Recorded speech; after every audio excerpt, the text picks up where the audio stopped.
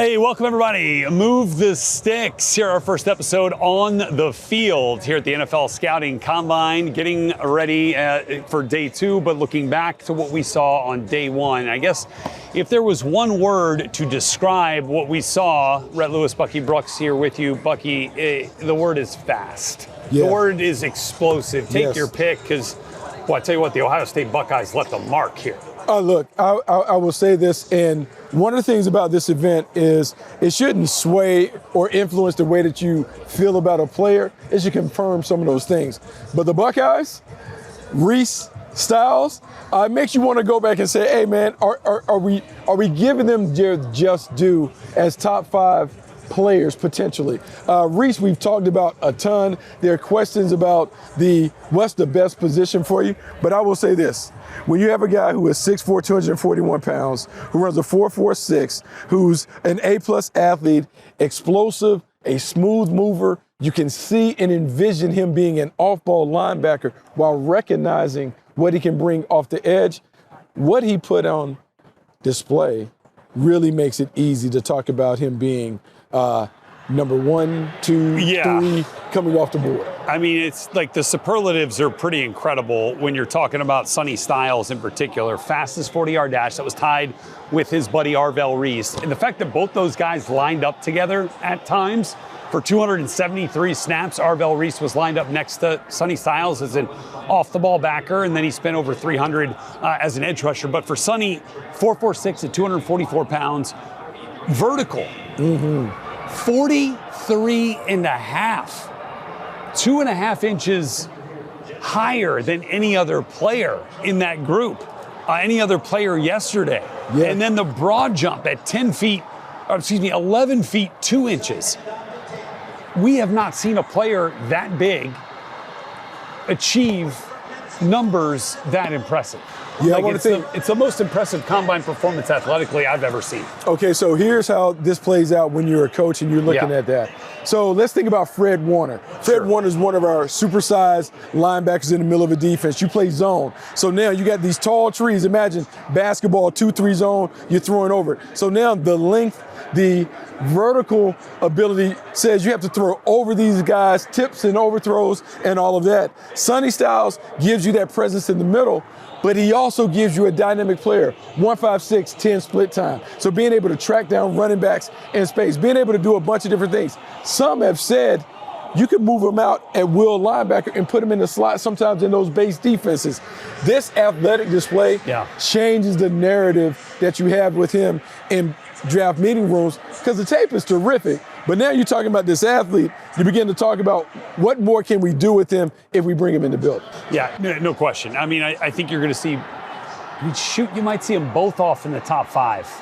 Arvell Reese and Sonny Styles, right? I mean, if we're talking about best players available and you're sticking to that premise, regardless of position, right? Because that's the important distinction. Take positional value and all that. If we're just talking about best players, stack them up like we're in the backyard, getting ready for a game of tag, there's no way that you can't include these guys. You have to include Reese, and you have to talk about Styles just because of what they can bring to the table as athletes. To me, it's an easy eval because the tape is good, and then the athleticism really is jaw-dropping. Well, and Arvell Reese obviously is, probably has a better shot at top 5 at this point just because of the thought that he's an edge rusher.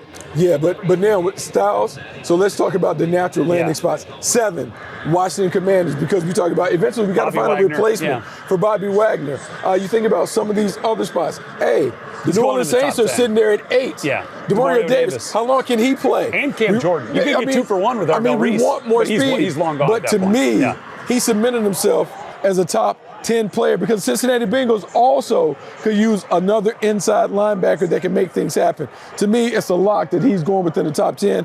For Reese, it's that conversation and debate that we'll have because we'll talk about David Bailey. Yeah. What are we going to do with him? But he's in the mix as one of the best players in the draft. Sure. A couple other linebackers just to close the book on that group that I thought we kind of saw a lot from. Anthony Hill from Texas.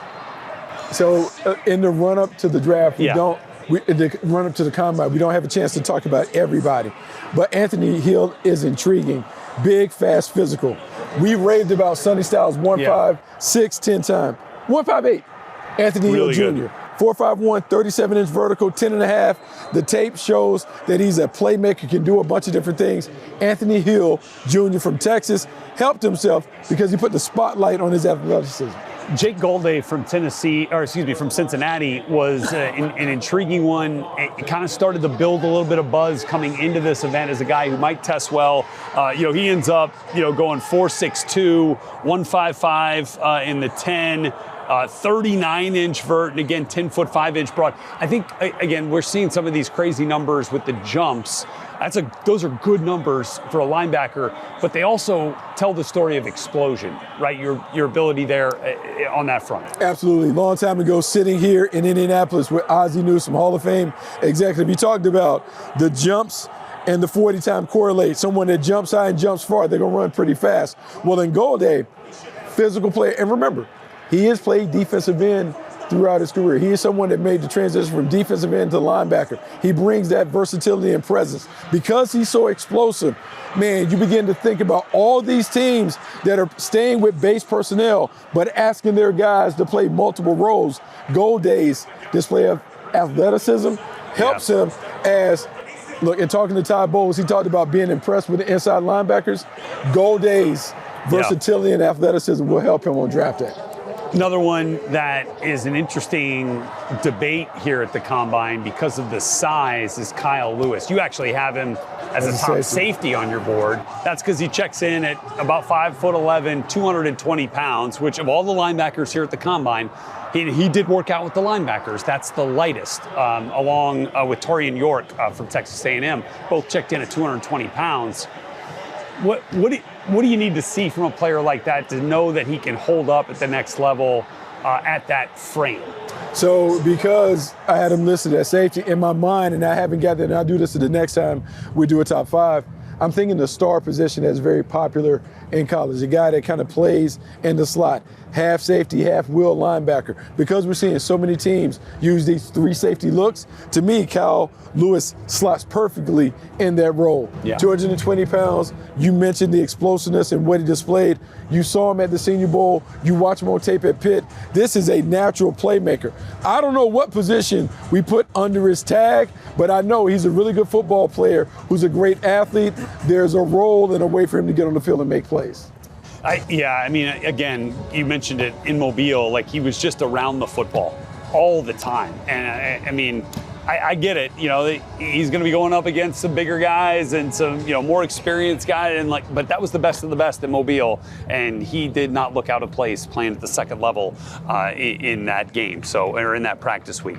Another linebacker that has some interesting numbers, not necessarily testing numbers, although those are intriguing too, but literal measurements. Eric Gentry from USC. Yeah. 6'6" and 5/8 inches.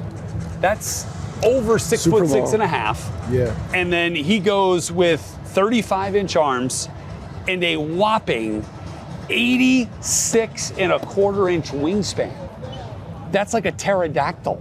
Yeah. What a length at the linebacker spot. Now he's a little bit lighter too, but length at the linebacker spot, how does that play? So we talked about the Syracuse 2-3 zone in basketball and how when you got those long guys with the wingspan, how the deflections and those things play out. Well, the same thing is true when you play zone defense in the National Football League. The longer players, they create tips, they force overthrows because of their presence on the perimeter. He is someone that has that. And when you look at him move around and create chaos, we think about the packages, the sub packages where you can get guys like that on the field.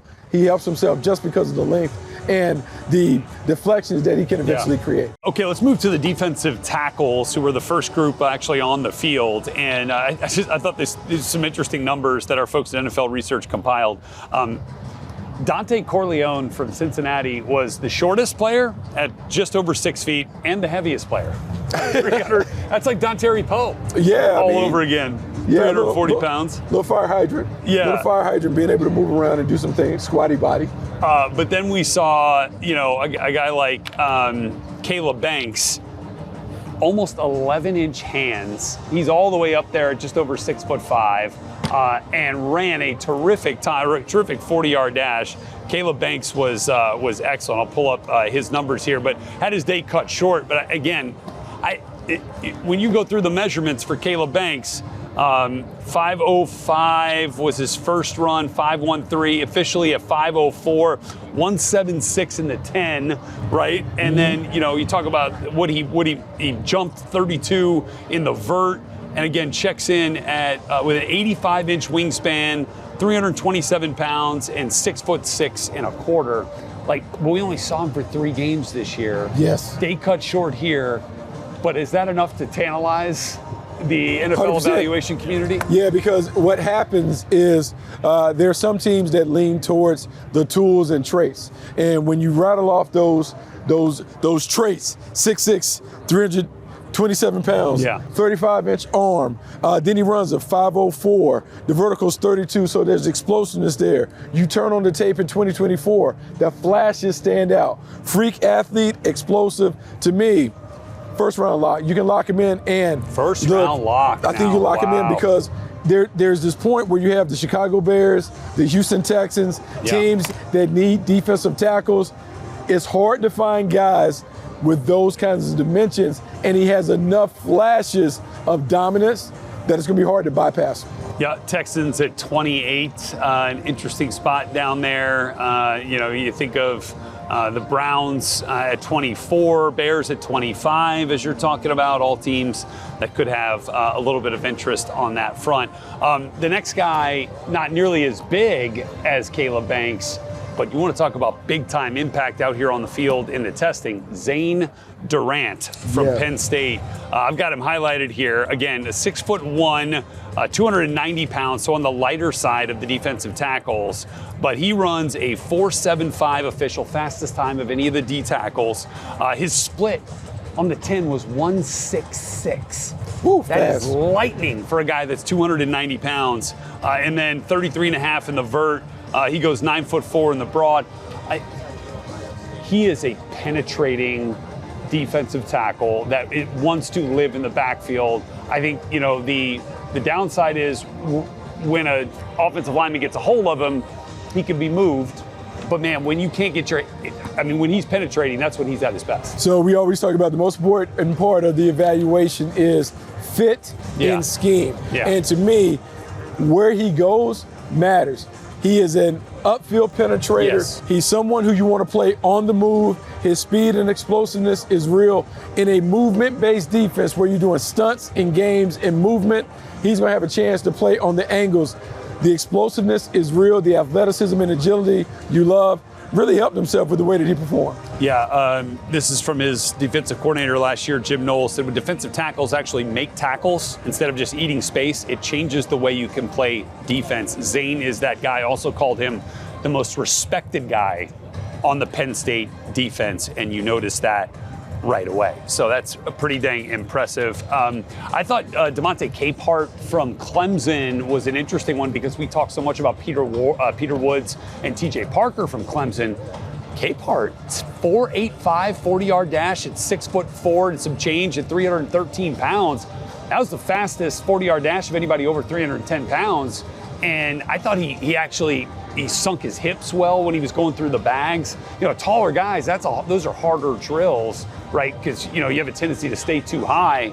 But he's an interesting one here. Again, it was a guy that, at Clemson, they want to talk about him as like a zero nose, who could flash a little bit. But I think he showed, some scheme versatility here to be a player with some impact potential. Yeah, the athleticism really is impressive. Yeah. And what we're thinking about these guys outside of the first round. Day 2s, day 3s, guys that can move around and find a role. That catches the eye of a coach. Then you go back and you talk to your scouts, what's going on. We've had a crew of Clemson guys who, for whatever reason, their final season didn't perform well. Okay, so separating what went on last year from what could be based on the athletic traits, it changes the conversation a little bit in those meeting rooms. Yeah, and Lee Hunter, I thought, did his thing as well. I mean, he had some of the best moments of the broadcast when he was just making faces at the camera the whole time, which was hilarious. He is a character. He is a central figure in the Texas Tech run through the college football playoff.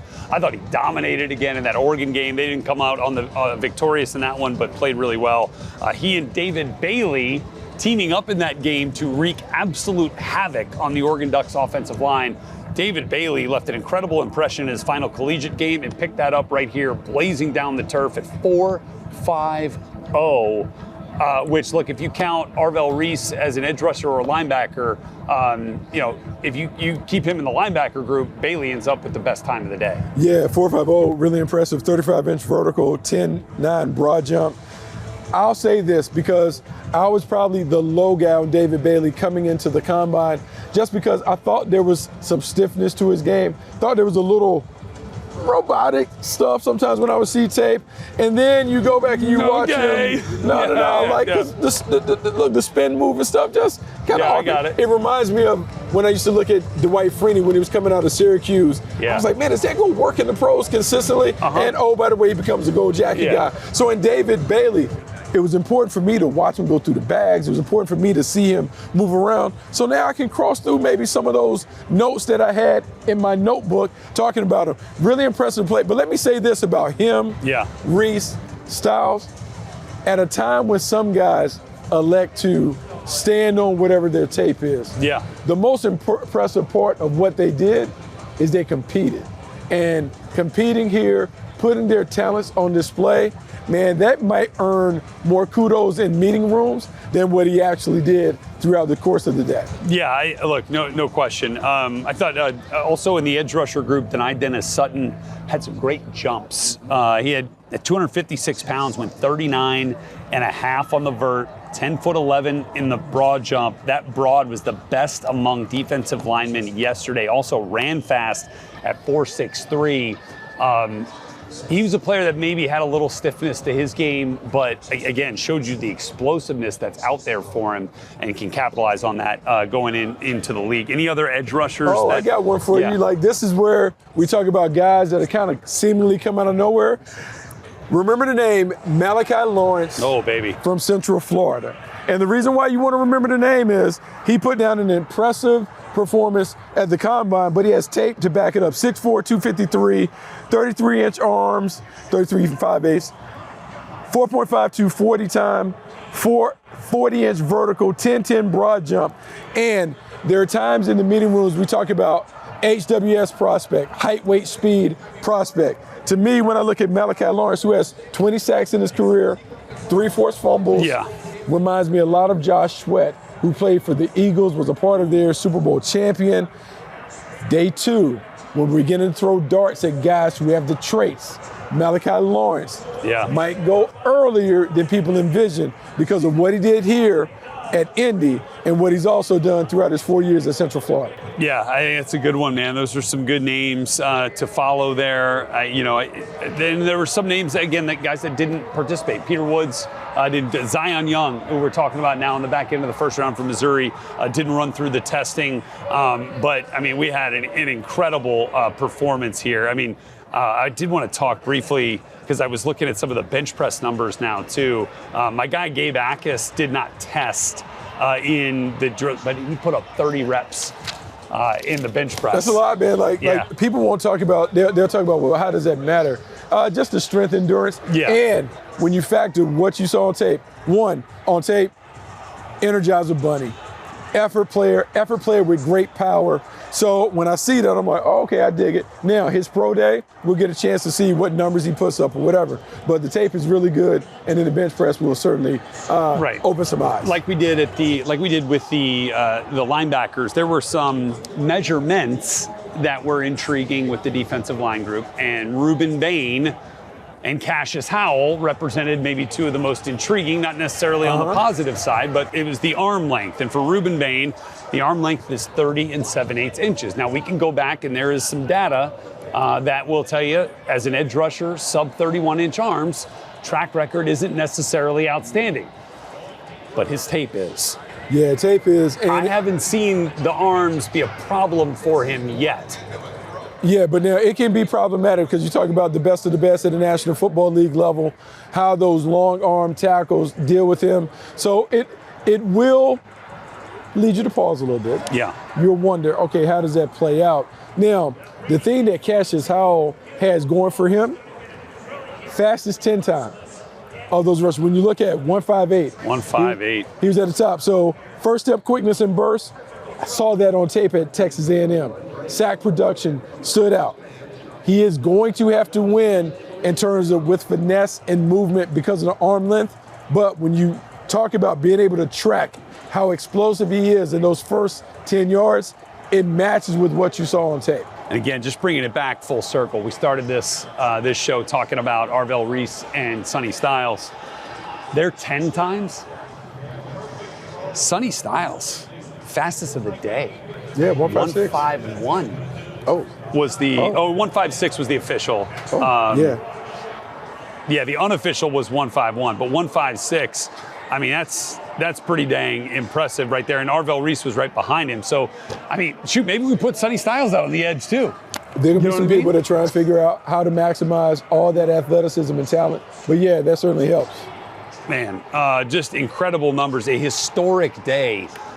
Historic day one. We're talking about the the linebackers, the defensive ends, and the defensive tackles. So what will the DBs bring us?